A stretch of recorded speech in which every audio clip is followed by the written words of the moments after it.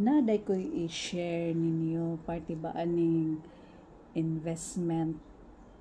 Mas nindot yun mag-invest og kaning alahas. Kung napalang ko'y daghang kwarta, mag-invest yun kog alahas kay nagkadako jud ang value sa alahas. Suma nung gahapon gitry kog adtog pawn shop. Ako ni siyang appraise kani, nakuha ko ni siya nga alahas last 2023. Ako ra ni siyang gili away kay dili man ko maka-cash kay mahal.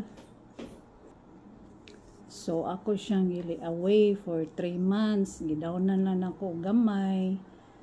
Tapos ang worth ani is 10,000 plus. Ginahinayan na jud ko to siya hantod na impas. So ako siyang gitry o pa-appraise atong isang adlaw. Nakuan jud ko sa iyang presyo kay ingon sa taga pawn siya pag-appraise niya is 7,350. Wala kadako na niya kuan. Nakuha ra gud ko ni siya 10,000 plus. Play away pa to kay wa jud ko'y kwarta. So kung na kamo diha tong mga dagkog kita diri sa Facebook, pag-invest mo para nasad mo yung remembrance ba tong mga dagko kay kita nga sige kuan silang mga earnings na itag 10,000, 5,000. So pwede jud mo mag-invest og alahas. Nindot jud siya mag-invest karon og alahas kay nagka dako gyud ang iyang value, nagkataas ang iyang value. Sakto jud to giingon ni Inday Mikay sa katong iyang vlog na tinuod jud nagkataas ang value sa karon sa alahas. Kung in case of emergency pwede na to maprenda, di ba?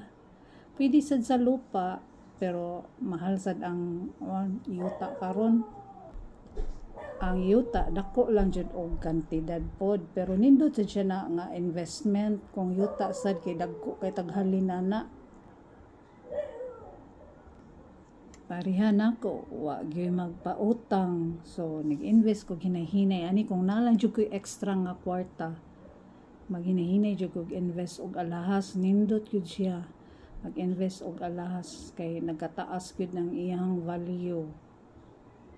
So katong may mga extra diha, try ninyo og invest og kanang alahas. Nindot gyud siya ni in case of emergency dali ra gyud dayon nato maprenda, di ba?